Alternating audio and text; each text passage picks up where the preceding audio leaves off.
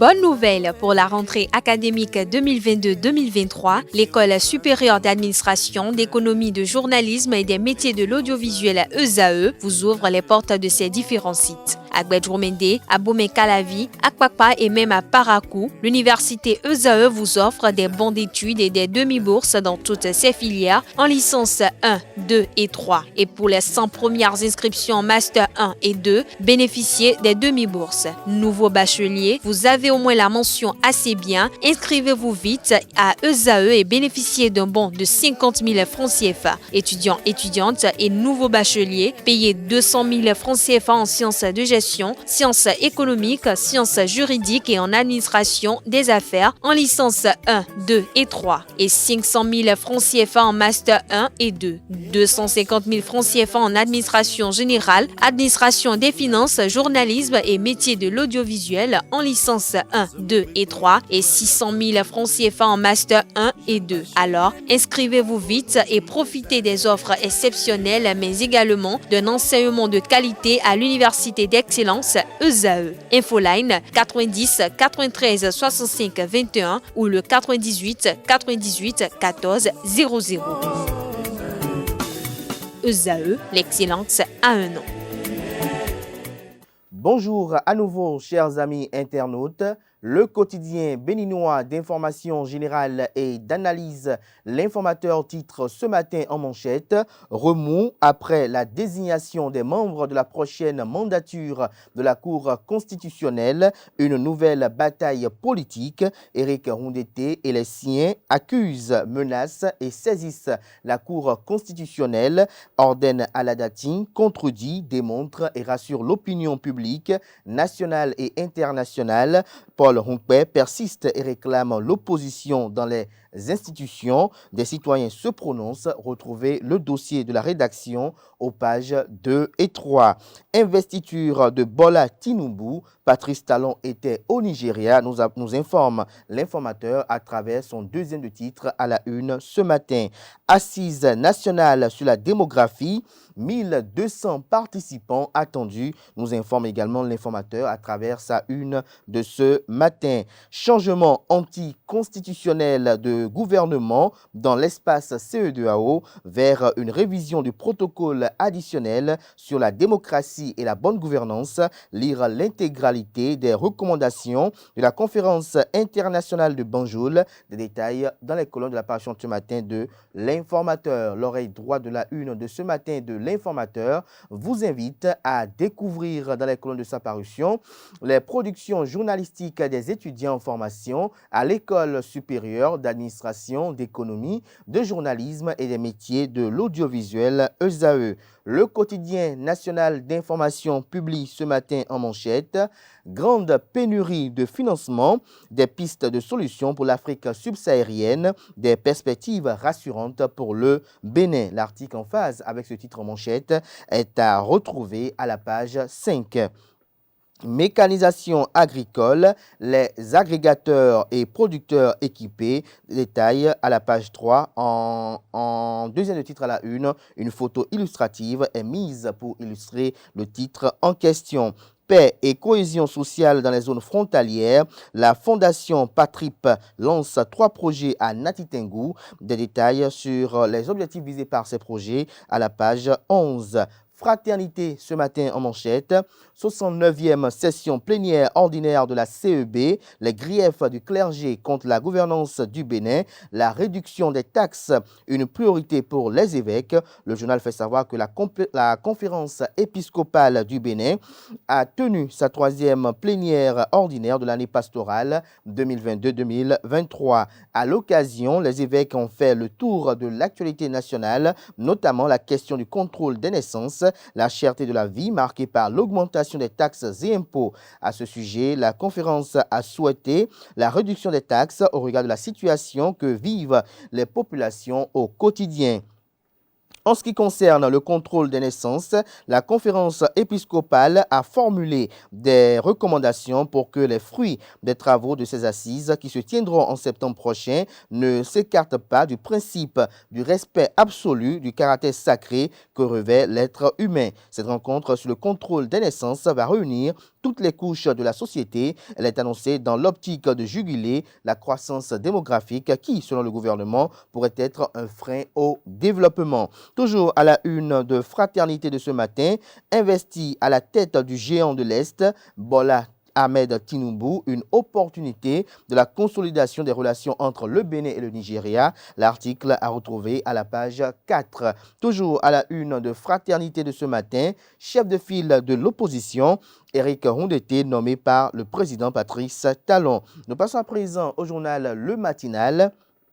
Assemblée générale extraordinaire de la Fédération béninoise de football FBF à Ndali, Mathurin de Chacus rend hommage à Patrice Talon. Le plan stratégique et le contrat d'objectifs 2023-2026 validé. Des précisions dans les colonnes de la page ce matin du journal qui a également pour titre ce matin à sa une. Après l'incendie survenu au marché Zongo de Parakou, le bloc républicain vole au secours des sinistrés. Matin libre ce matin en manchette, extrémisme islamique dans le nord Bénin, approches et initiatives pour contrer le mal. Richard Boni Ouourou écrit au président Patrice Talon. Cette publication est à retrouver aux pages 6 et 7. Toujours à la une de Matin libre de ce matin. Minorité et majorité parlementaire, un nouveau bras de fer, Patrice Talon et le bureau du Parlement. Voici qui a désigné qui à la Cour. Les démocrates dénoncent la procédure de désignation de 4 membres sur les 7. L'honorable Midofi en phase avec son parti. Des précisions à la page 3 de la livraison ce matin du journal. Le titre est illustré avec les photos du président de l'institution parlementaire, Louis Vlavonou, et du deuxième vice-président à la personne de Basile Ahossi. Nous passons à présent à Le Béninois libéré.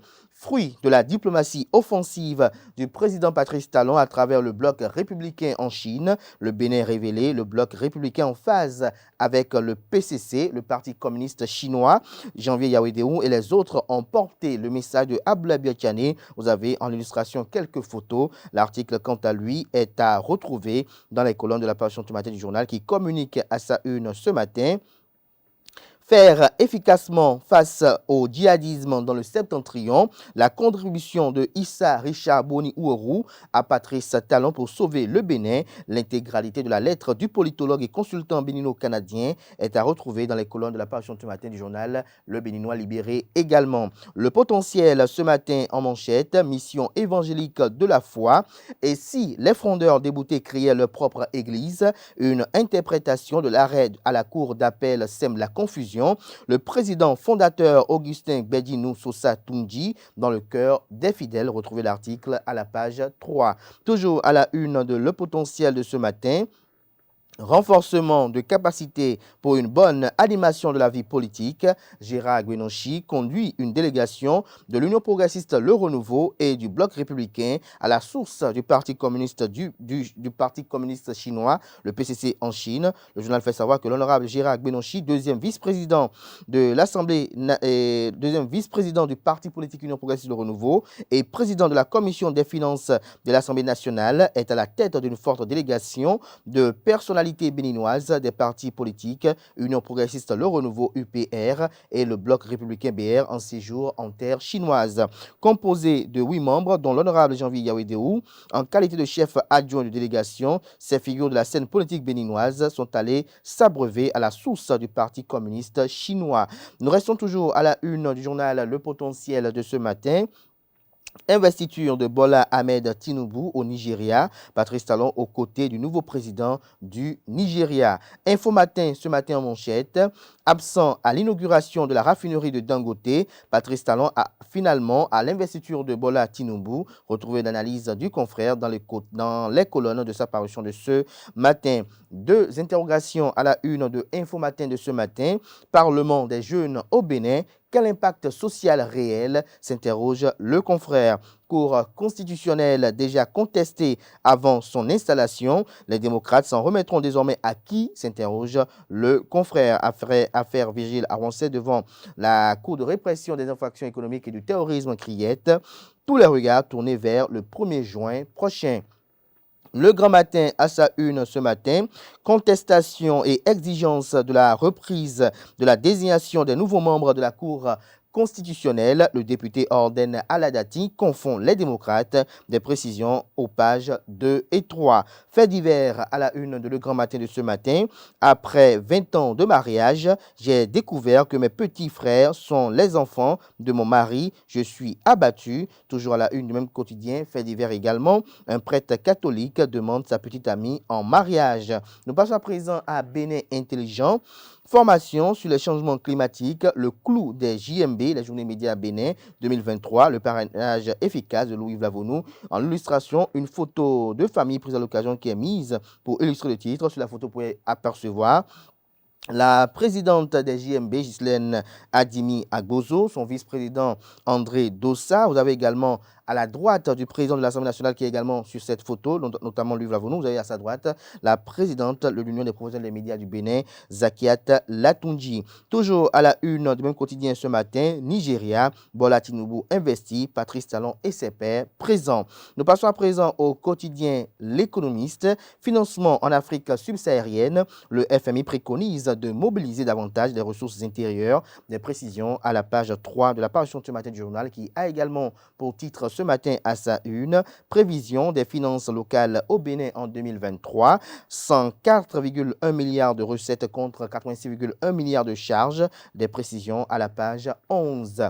L'Indépendant nous propose ce matin en manchette, Wilfried Léandre Humbeji à propos des assises nationales sur le développement du Bénin. Ce que nous voulons faire, c'est pour que les populations vivent mieux. Lors de sa séance ordinaire du mercredi 3 mai, le Conseil des ministres a annoncé pour septembre prochain la tenue des assises nationales sur la croissance démographique et le développement du Bénin, nous rappelle le journal. Depuis cette annonce, les débats vont bon train au sein de l'opinion publique nationale et internationale. Pour beaucoup de citoyens, l'exécutif veut, à travers ces assises, limiter les naissances. Retrouver les explications du porte-parole du gouvernement sur cette actualité dans les colonnes de la parution du matin du journal L'Indépendant qui a également pour titre ce matin à sa une, pour ses progrès économiques significatifs, le gouverneur de la BCEAO félicite le Bénin.